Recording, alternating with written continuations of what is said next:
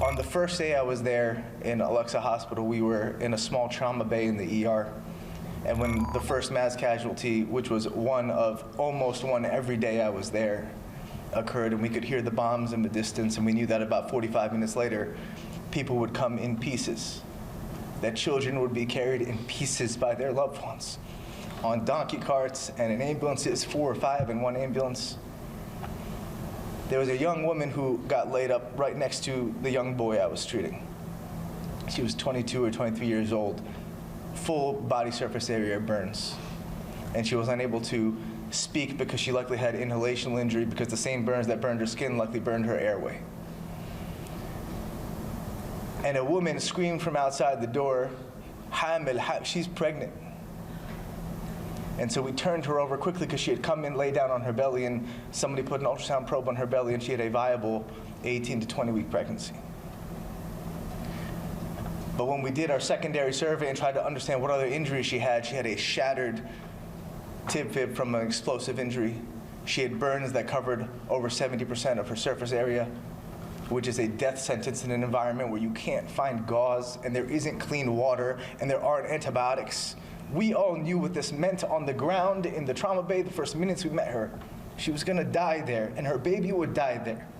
And there was nothing we were gonna be able to do about it because the Israeli government and the IDF had made it impossible to care for people to the extent which they deserve. Every human being deserves the right to medical aid in that situation. She was no fighter.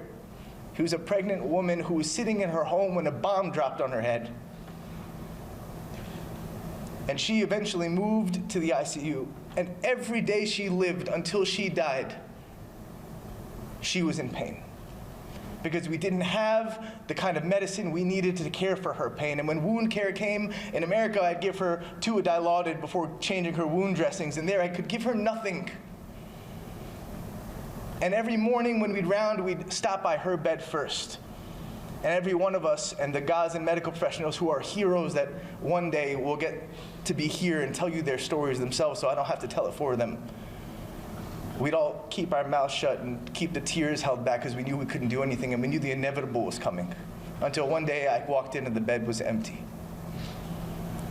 And her story is just one of tens of thousands. And her family mourned for her just like we would mourn for our own family members. And she and every single person in Gaza deserves the dignity and support that humanity as a whole is burdened and has an obligation to provide. I stand here and I'll conclude with this last thought, which is the reason I lose sleep and the reason we cry tears isn't sadness anymore. It's a feeling that we have no ability, despite being from the most powerful country in the world, providing the bombs that drop on these innocent people, that we have no power to stop the bleeding.